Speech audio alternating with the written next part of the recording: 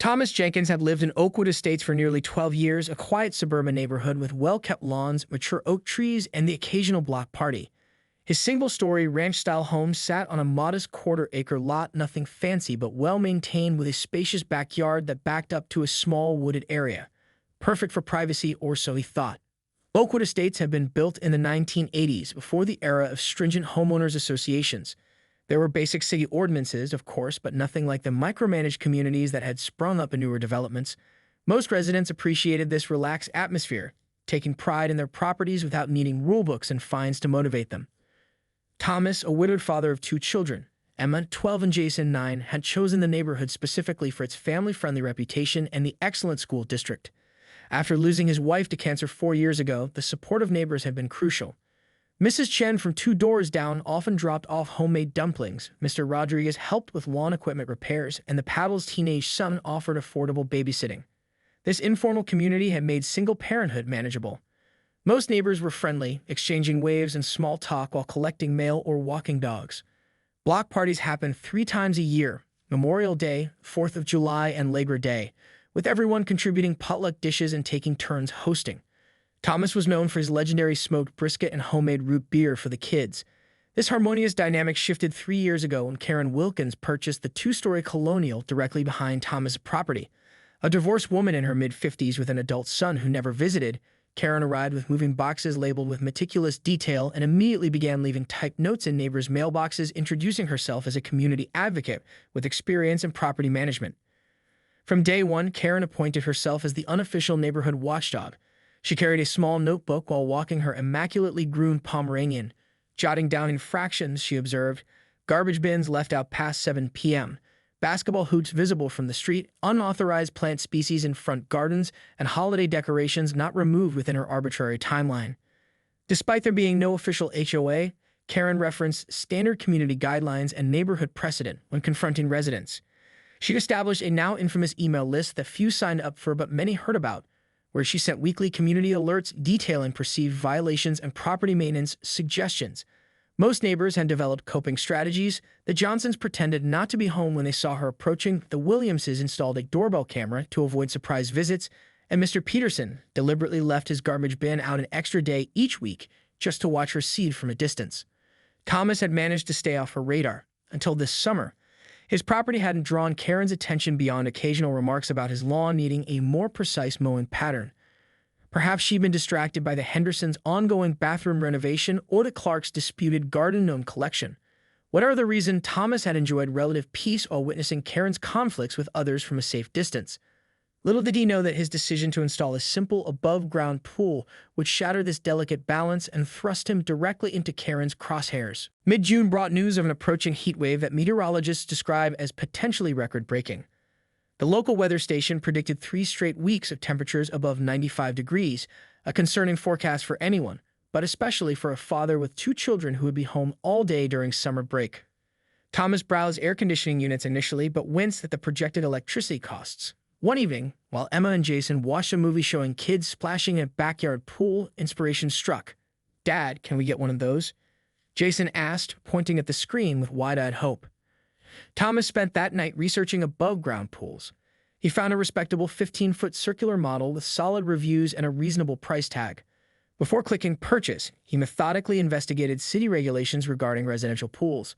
The city code required permits for permanent in-ground pools, but specified that temporary above-ground structures under 24 inches deep needed only standard safety precautions, adult supervision, secure covers when not in use, and proper chemical maintenance. Nevertheless, Thomas visited the city planning office to confirm his understanding. The clerk seemed amused by his thoroughness, but assured him his planned pool complied with all regulations. Thomas left with printed copies of the relevant ordinances and a signed statement confirming compliance, documentation that would prove invaluable later. The weekend before installation, Thomas walked each adjoining property with a plate of Emma's homemade cookies and a printed note explaining his pool plans, including installation date, size specifications, and safety measures. His neighbors responded with enthusiasm. Mrs. Chen even asked if her grandchildren could visit occasionally, which Thomas happily agreed to.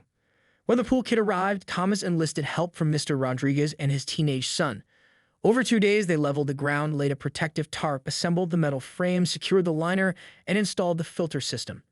Thomas's children watched the process with barely contained excitement, repeatedly asking, "Can we swim yet?" The triumphant moment came when Thomas connected the garden hose to begin filling the pool. Emma and Jason sat cross-legged on the patio, mesmerized by the slowly rising water level, occasionally dipping their hands in to feel the coolness.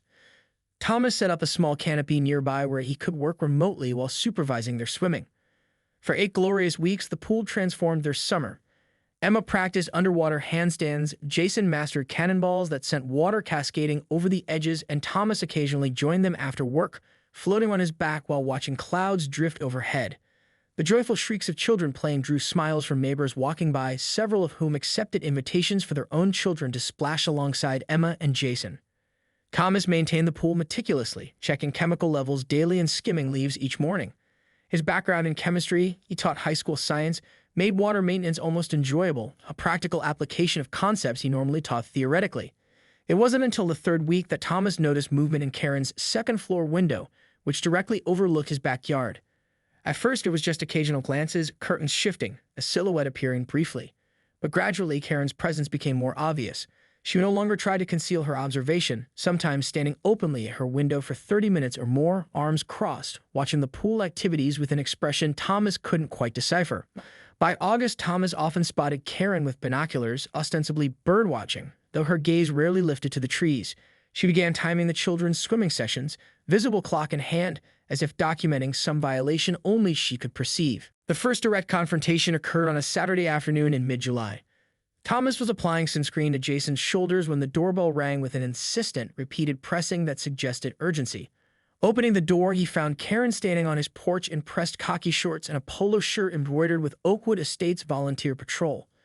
A group Thomas had never heard of and suspected consisted solely of Karen herself. "Good afternoon," Thomas said, maintaining a neighborly smile. "Is everything all right?" Karen didn't return the smile. "I need to discuss the noise situation," she replied, notepad already in hand. "Your backyard activities have exceeded reasonable decibel levels for a residential zone. I've documented 17 instances of disruptive laughter and splashing sounds between 2:15 and 3:45 p.m. yesterday." Thomas blinked, momentarily speechless. "You're concerned about children laughing?" "Excessive noise is excessive noise," Karen countered, regardless of the source. "Additionally, I've noticed your filter isn't running continuously, which creates a significant mosquito breeding risk. My cousin's friend knew someone in Arizona whose above-ground pool collapsed catastrophically after improper maintenance. 3 people were hospitalized." Thomas explained that the filter operated on a timer as recommended by the manufacturer and that he maintained proper chemical levels to prevent mosquito breeding. He invited Karen to view his maintenance log, but she declined, pivoting to concerns about unauthorized gatherings when he'd invited the Paddle's children to swim. The conversation ended with Thomas politely but firmly stating that his children would continue enjoying their pool while respecting reasonable quiet hours. Karen left with a tight smile and a comment about further documentation. 2 days later, Thomas found a manila envelope in his mailbox containing printouts of municipal codes regarding permanent water features, though these clearly didn't apply to temporary above-ground pools. The pages were heavily highlighted with annotations in precise handwriting, connecting irrelevant clauses to his pool through tortuous legal logic. The following week brought 3 more confrontations. First, Karen appeared at his fence line while the children were swimming to inform them that splashing beyond the water containment perimeter constitutes a form of property invasion. Emma and Jason, confused and intimidated, cut their swim short that day. Next came complaints about excessive water consumption during conservation season, though no water restrictions were in effect. Then accusations of light reflection hazards because the afternoon sun occasionally glinted off the pool's surface toward Karen's window. By early August, Karen had escalated to photographing the pool activities. Thomas first noticed her leaning over the fence with her phone held high, capturing images of his backyard. When confronted, she claimed to be documenting code violations for the Community Safety Committee, another entity Thomas suspected existed only in Karen's mind. The situation reached a new level when Thomas discovered Karen showing her photos to other neighbors, apparently attempting to recruit them to her cause. Fortunately, most neighbors familiar with Karen's patterns merely nodded politely while later warning Thomas about her activities. After finding a 3rd set of violation notices in his mailbox, Thomas invited Karen over for a scheduled discussion. He calmly presented his permit documentation, chemical testing logs, and the city's written confirmation that his pool complied with all regulations.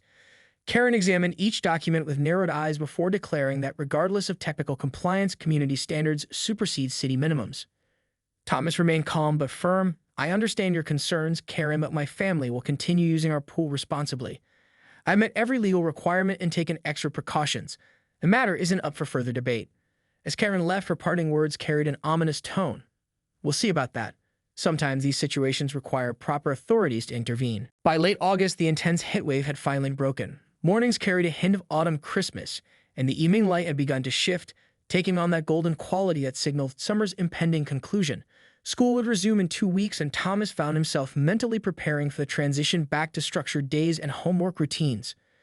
During his morning coffee ritual on the back patio, Thomas reviewed the manufacturer's manual for his pool while watching leaves from the oak trees occasionally drift into the water. The documentation clearly recommended dismantling above-ground pools of this model before the first frosts in regions with seasonal temperature fluctuations. For extended product life and warranty compliance, drain and disassemble all components before sustained temperatures below 50 degrees Fahrenheit, 10 degrees Celsius. Store liner flat in a climate-controlled environment. Metal frame components should be cleaned, dried thoroughly, and stored in original packaging where possible. Thomas checked the extended forecast on his phone. While September often brought warm days, overnight temperatures would likely dip into the 40s by early October. Additionally, the filter system wasn't designed to handle the debris load of fall leaf season, and winterizing chemicals would add significant expense for a pool that would be too cold to use anyway. The decision seemed clear.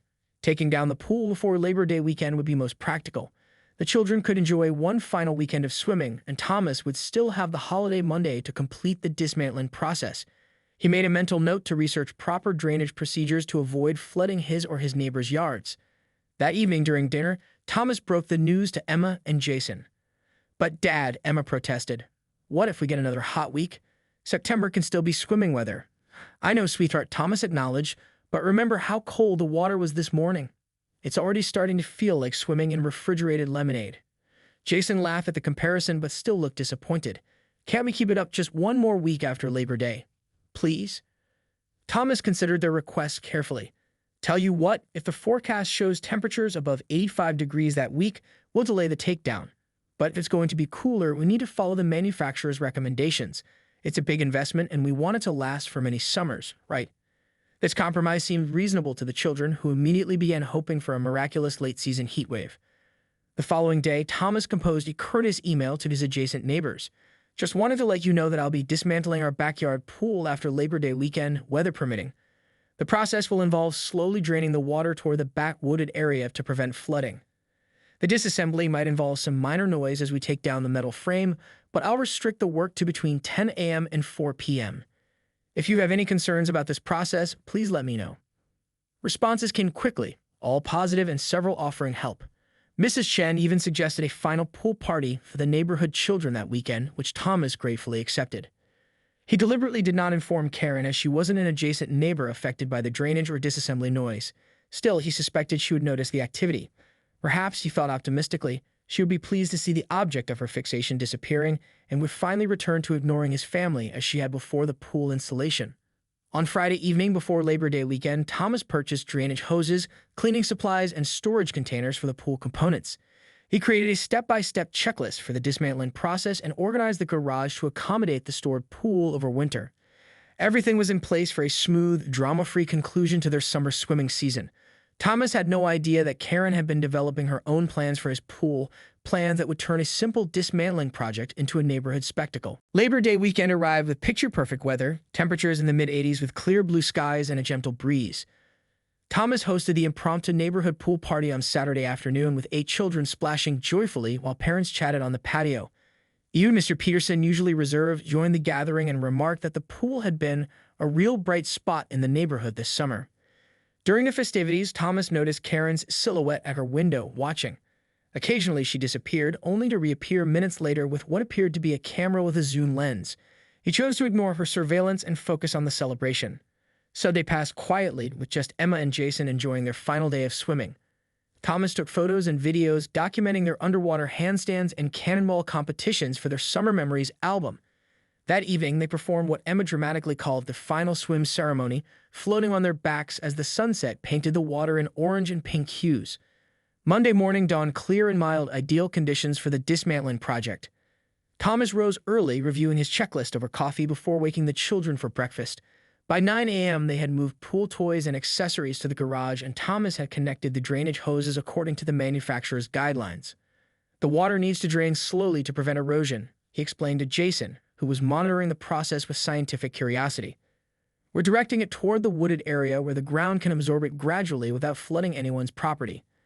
Emma helped by skimming out the last leaves and debris as the water level slowly dropped. Thomas had calculated that the draining process would take approximately 3 hours, after which they could begin disassembling the metal frame. By noon, the pool was half empty. Thomas checked the drainage path, confirming that water was being properly absorbed into the soil of the wooded area behind their property line. Satisfied, he called the children in for lunch, making grilled cheese sandwiches and discussing their return to school the following day. When they returned to the backyard, the water level had dropped enough to begin the next phase. Thomas carefully removed the pump and filter system, cleaning each component thoroughly before packing them in their original boxes. Emma and Jason collected the ladder and safety rails, wiping them down with towels to prevent rusting during storage. "Dad, I think someone's watching us," Emma whispered, nodding subtly toward Karen's house. Thomas glanced up to see Karen on her back porch, phone held to her ear, gesturing animatedly toward their yard. Her voice, though indistinct at this distance, carried the unmistakable tone of agitation. "Just focus on our project," Thomas advised, trying to model calm for his children. "We're not doing anything wrong." By 2:30 p.m., the pool was nearly empty with just a few inches of water remaining. Thomas began loosening the frame connectors while Jason organized the bolts and fasteners into labeled containers, a system they devised to make reassembly easier next summer. They were making good progress. Thomas had disassembled approximately half the metal frame, carefully laying out each section on tarps in the yard, when an unexpected sound cut through the quiet afternoon. The distinctive whoop of a police siren, followed by the crunch of tires on his gravel driveway. Looking up in confusion, Thomas saw a police cruiser pulling into his driveway, lights flashing. Emma and Jason froze in place, eyes wide, as 2 uniformed officers emerged from the vehicle. "Stay here," Thomas instructed his children, setting down his wrench. He wiped his hands on his jeans and walked toward the front yard, utterly baffled about why police would be responding to a family disassembling their own pool. Thomas met the officers at the edge of his driveway, conscious of his neighbors' curious faces appearing in windows and doorways. He recognized one of the officers. Officer Rivera had spoken at Emma's school career day the previous spring. The other, a younger man with Officer Daniels on his nameplate, was unfamiliar. "Afternoon, officers," Thomas said, trying to keep his voice casual despite his racing heart. "Is there something I can help you with?" Officer Rivera looked slightly uncomfortable. "Mr. Jenkins, we received a call about some issues at this address. Mind if we talk for a minute?" "Of course. Would you like to come to the backyard? I'm in the middle of taking down our summer pool." The officers followed Thomas around the house. Emma and Jason had retreated to the patio steps, watching wide-eyed as the police entered their yard. Thomas gave them a reassuring nod. "So," Officer Daniels began, consulting his notepad, "we received a call about illegal water dumping and destruction of neighborhood property at this address." Thomas blinked. "I'm sorry. What?" "The caller reported that you're illegally disposing of pool water in a way that threatens neighborhood drainage systems and destroying community property without proper authorization," Officer Daniels continued, clearly reading directly from notes. Thomas took a deep breath. "Officers, I'm simply taking down my own above-ground pool for the season. We installed it in June with proper permits, and I'm following the manufacturer's instructions for draining and dismantling it. The water is being slowly released into the wooded area behind my property, where it's being absorbed naturally without flooding any adjacent properties." Officer Rivera surveyed the setup, noting the carefully placed drainage hoses and the barely visible water flow. "That looks properly managed to me," he acknowledged, then hesitated before adding, "The caller was quite emphatic that this was a community amenity that you were destroying without neighborhood approval." Thomas couldn't help it. A short, incredulous laugh escaped him. "A community amenity? This is a personal pool that I purchased with my own money and installed in my private backyard. There's no HOA here, and I certainly never designated my pool as community property." Officer Rivera nodded, looking increasingly embarrassed about the call. "I understand. Just doing our job, following up on reports." Thomas glanced toward Karen's house and caught sight of her standing at her window, phone still in hand, apparently documenting the police presence. The absurdity of the situation suddenly hit him, police being called because he was taking down his own pool. "Would you like to see my purchase receipts? Or the permits I obtained? I have all the documentation inside." Officer Daniels shook his head. That won't be necessary, sir. It's pretty clear this is a private pool on private property. May I ask who made the complaint? Thomas inquired, though he already knew the answer. The officers exchanged glances. We can't disclose that information officially, Officer Rivera said, then lowered his voice slightly. But I'd suggest having a conversation with your neighbor with an extensive collection of binoculars and cameras. Emma, who had edged closer during the conversation, pointed toward Karen's window. You mean the lady who's taking pictures of us right now? All three adults turned to see Karen hastily retreating from her window. Dad, she watches us all the time, Jason added. Even when we're just swimming. It's kind of creepy. The officer's expression shifted subtly at this information. Mr. Jenkins, we apologize for the interruption, Officer Rivera said. You're clearly not violating any laws or ordinances. Please continue with your project. As they prepared to leave, Officer Daniels leaned in slightly. Just so you know, making false reports to police is taken seriously. This is now documented as an unfounded complaint.